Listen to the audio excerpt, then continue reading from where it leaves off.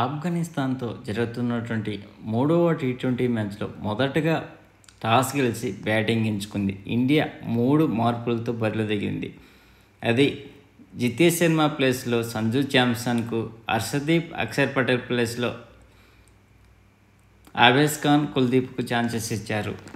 Match నిజంగా చాలా అద్భుతంగా సాగింది. ఎందుకంటే బెంగళూరు చిన్నస్వామి స్టేడియంలో ఆఫ్ఘనిస్తాన్ జరుగుతున్న మ్యాచ్లో భారీ స్కోర్ చేసింది. నిర్ణీత 20 ఓవర్లో 4 వికెట్ల నష్టానికి 212 పరుగులు చేసింది. కెప్టెన్ రోహిత్ శర్మ 121 నాటౌట్తో శతకం కొట్టాడు. రింకు సింగ్ 69 నాటౌట్ అర్ధశతకంతో ఊచకోత కోయడం వల్లే భారత్ ఇంత భారీ స్కోర్ చేసింది. బెంగళూరు చిన్నస్వామి స్టేడియంలో ఆఫ్ఘనిస్తాన్ జరుగుతున్న మ్యాచ్లో నిజానికి భారత్ మొదటి 22 పరుగులకే 4 వికెట్లు కోల్పోవడం, అందులో విరాట్ కోహ్లీతో పాటు సంజు శాంసన్ డక్అవుట్లుగా వెనుతిరగడం, భారత్ జట్టు 120 పరుగుల మైరాయిని దాటడం కూడా కష్టమే అనిపించింది. అంతకన్నా తక్కువ స్కోర్కే చేప చుట్టేస్తుందా అయిన ఆశ్చర్యపోనక్కర్లేదు అనిపించేది. కానీ అంచనాలకు మించి బోల్తా కొట్టిస్తూ రోహిత్, రింక్ మైదానంలో బౌండరీల వర్షం కురిపించారు. తొలుత క్రీజ్లో కూరుకున్నాక కొంత సమయం తీసుకున్న వీళ్ళిద్దరూ ఆ తర్వాత నుంచి చెలరేగిపోయారు. తొలుత రోహిత్ శర్మ తన ఖాతా తెరిచాడు. ఎడాపెడా షాట్లతో ఆఫ్ఘనిస్తాన్లపై నిర్దాక్షిణ్యంగా విరుచుకుపడ్డాడు. చూస్తుండగానే అతడు అర్ధశతకం చేసేశాడు. అనంతరం రింకు సింగ్ కూడా పుంజుకొని భారీ షాట్లు బాదడం మొదలుపెట్టారు. జట్టు కష్టాల్లో ఉన్నప్పుడు క్రీజులోకి వచ్చిన వీళ్ళిద్దరూ జట్టును ఆదుకునే బాధ్యతను భుజాలపై వేసుకుని భారీ స్కోర్ను అందించారు. చివరికి క్రీజుల్లోనే నిల్చొని ఆకాశమే హద్దుగా దుమ్ము దులిపారు. ఈ క్రమంలో Rohit century, Rinku Singh half century చేసుకున్నారు. 5వ వికెట్కు వేగంగా 190 పరుగుల భాగస్వామ్యం జోడించారు. ఈ సెంచరీతో కెప్టెన్ రోహిత్ శర్మ తన పేరిట ఒక వరల్డ్ రికార్డు లిఖించుకున్నాడు. టీ20లో అత్యధిక సెంచరీలు నమోదు చేసిన ఆటగాడిగా చరిత్ర పుటలకెక్కాడు. అంతేకాదు టీ20లో అతనికి ఇదే అత్యధిక వ్యక్తిగత స్కోరు కావడం కూడా విశేషం. తొలి 2 మ్యాచ్లో డక్అవుట్ అయ్యి నిరాశపరిచిన రోహిత్ శర్మ ఈ మ్యాచ్లో సెంచరీ కొట్టి ఆకలి తీర్చుకున్నాడు. ఏ రికార్డుకైనా తాను దిగినంత వరకేనని ఈ ఇన్నింగ్స్తో కెప్టెన్ రోహిత్ సాటి చెప్పాడు. కాకపోతే విరాట్ డక్అవుట్ కావడమే ఈ మ్యాచ్లో నిరాశపరిచింది. తర్వాత బ్యాటింగ్ తిరిగిన ఆఫ్ఘనిస్తాన్ కూడా తక్కువేమీ తినలేదు. ఇక్కడ ఆఫ్ఘనిస్తాన్లో బ్యాటింగ్ ఫస్ట్ మహమ్మద్ గురూజ్ 50 పరుగులు సాధించాడు. 32 బంతుల్లో 3 4లు 4 6లతో. ఇబ్రహీం జార్డాన్ 50 పరుగులు 41 బంతుల్లో 4 4లు 1 6.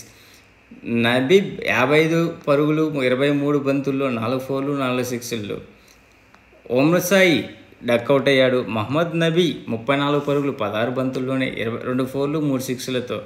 మిగతా ఆటగాళ్ళు తక్కువ స్కోర్కే అవుట్ అయ్యారు. కాకపోతే మన బౌలర్లో ముఖేష్ కుమార్ 4 ఓవర్లకు 44 సమర్పించుకున్నాడు. ఆవేష్ ఖాన్ 4 ఓవర్లకు 55 పరుగులు సమర్పించుకున్నాడు. రవి బిష్ణోయ్ 4 ఓవర్లకు 38. అలాగే వాషింగ్టన్ మంచి పొదుపు బౌలింగ్ చేసి 3 ఓవర్లకు 18 రన్స్ ఇచ్చి 3 వికెట్లు సాధించాడు. శివం దూబే 2 ఓవర్లకు 25. కుల్దీప్ యాదవ్ 3 ఓవర్లకు 31 1 వికెట్ తీసుకున్నాడు. మ్యాచ్ టై అయింది. అప్పుడు సూపర్ ఓవర్ సాగింది. ఒకసారి చూద్దాం. ఈ మ్యాచ్లో 2 సూపర్ ఓవర్లు జరగడం నిజంగా ఇంటర్నేషనల్ మ్యాచ్లో ఇదే తొలిసారి కావడం విశేషం.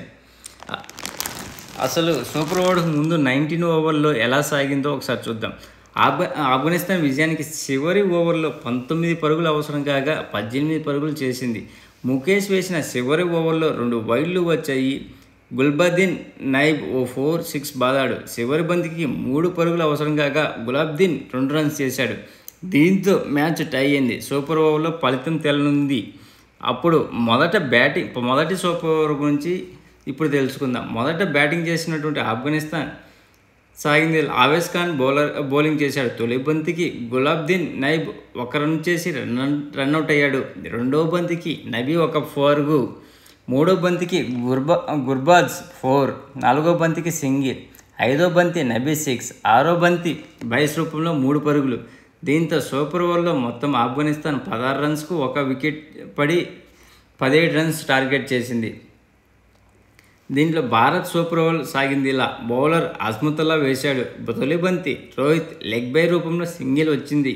రెండో బంతి జైస్వాల్ సింగిల్ తీశాడు. మూడో బంతి రోహిత్ 6, నాలుగో బంతి రోహిత్ 6, ఐదో బంతి రోహిత్ సింగిల్ రిటైర్డ్ అవుట్, ఆరో బంతి జైస్వాల్ సింగిల్. దీంతో మళ్ళీ సూపర్ ఓవర్ వచ్చేది. అప్పుడు బ్యాటింగ్ మొదలుపెట్టినటువంటి ఇండియా తొలి బంతికి రోహిత్ 6 కొట్టాడు, సెకండ్ బంతికి రోహిత్ 4 కొట్టాడు, మూడో బంతికి రోహిత్ సింగిల్ తీశాడు, నాలుగో బంతికి రింక్ సింగ్ అవుట్ అయ్యి వికెట్ కీపర్ క్యాచ్. రివ్యూలో తేలింది. ఐదో బంతికి శాంసన్ ఈ మ్యాచ్లో శాంసన్కు మరోసారి ద్రావిడ్ ఛాన్స్ ఇస్తే కానీ దీన్ని కూడా సద్వినియోగం చేసుకోలేదు. రోహిత్ రన్అట్ అయ్యాడు. దీంతో భారత్ 12 పరుగుల లక్ష్యాన్ని ఇచ్చింది.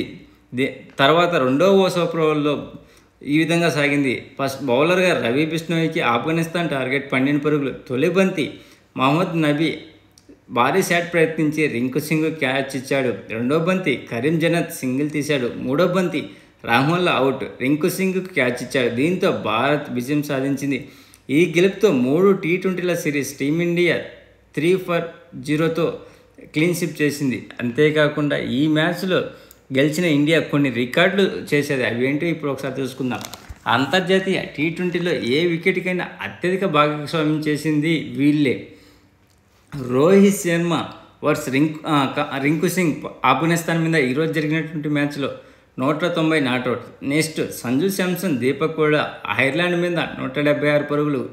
రోహిత్ శర్మ, కేఎల్ రాహుల్ శ్రీలంక మీద 165 పరుగులు. యశస్వి జైస్వాల్, శుభమ్ గిల్ వెస్టిండీస్ మీద 165 పరుగులు చేశాడు. అలాగే అంతర్జాతీయ టీ20లో ఒక ఓవర్లో అత్యధిక పరుగులు సాధించిన క్రికెటర్లు వీళ్ళు. 36 పరుగులు స్టూవర్ట్ బ్రాడ్ బౌలింగ్లో యువరాజ్ సింగ్, మనకు తెలుసు వరల్డ్ కప్లో కొట్టిన 6 సిక్స్లు. తర్వాత 36 పరుగులు అంకియా ధనంజయ బౌలింగ్లో కిరణ్ పోలార్డ్ 2021లో. తర్వాత 36 పరుగులు ఈరోజు మ్యాచ్లో కరీం జనత్ బౌలింగ్లో రోహిత్ శర్మ, రింక్ సింగ్ చేసింది. ఇవే కాకుండా రోహిత్ శర్మ కొన్ని రికార్డులు సాధించాడు. అదేంటంటే కెప్టెన్గా అంతర్జాతీయ టీ20లో అత్యధిక పరుగులు సాధించిన టీమిండియా కెప్టెన్గా రోహిత్ శర్మ చరిత్రలకు రికార్డుకి ఎక్కాడు. 1643 పరుగులు చేశాడు. తద్వారా విరాట్ కోహ్లీ పేరిట ఉన్న రికార్డు 1570 పరుగులను బద్దలు కొట్టాడు. ఇవే కాకుండా ఇప్పటి వరకు రోహిత్ శర్మ 5 సెంచరీలు చేసి మొదటి వాడిగా ఉన్నాడు. రోహిత్ శర్మ తర్వాత 4 సెంచరీలతో మ్యాక్స్వెల్, సూర్యకుమార్ యాదవ్ ఉన్నాడు. ఇవే కాకుండా తొలిసారిగా కోహ్లీ గోల్డ్ డకౌట్కోవడం నిజంగా దురదృష్టకరం.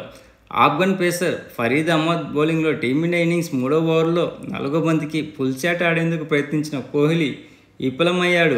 ఈ క్రమంలో మిడ్ ఆఫ్ ఫీల్డింగ్ చేస్తున్న ఇబ్రహీం జద్రాన్కు క్యాచ్ ఇచ్చి పరుగు ఖాతా తెరవకుండానే నిష్క్రమించాడు. తద్వారా తన అంతర్జాతీయ టీ20లో తొలిసారిగా గోల్డెన్ డక్గా నమోదు చేశాడు కోహ్లీ. అది కూడా ఐపీఎల్లో తన సొంత మైదానం చిన్నస్వామి స్టేడియంలో ఈ చెత్త రికార్డు మూటగట్టుకోవడం నిజంగా చాలా బాధాకరం. అంతేకాకుండా ఇంకొక రికార్డు ఉంది ఇండియాకు. ఇప్పటి వరకు 9 సిరీస్లు వైట్ వాష్ చేసింది. దీంతో పాకిస్తాన్తో సంయుక్తంగా ఇంతకుముందు 8 వైట్ వాష్ చేసి భారత్, పాకిస్తాన్ సమంగా ఉండగా ఆ రికార్డును కూడా బద్దలు కొట్టింది. అదే కాకుండా రోహిత్ శర్మ మరో రికార్డు కూడా సాధించాడు. అదేంటంటే ఇప్పటి వరకు ధోనితో కలిసి సంయుక్తంగా ఎక్కువ విజయాలు అందించిన కెప్టెన్గా నిలిచాడు. ప్లీజ్ ఫ్రెండ్స్, లైక్ చెప్తే లైక్ చేయండి, కొత్తగా వచ్చిన వాళ్ళు సబ్స్క్రైబ్ చేయండి. మీకు ఈ వీడియో నచ్చితే షేర్ చేస్తారని ఆశిస్తున్నాను. Signing off Mahendra. Thank you.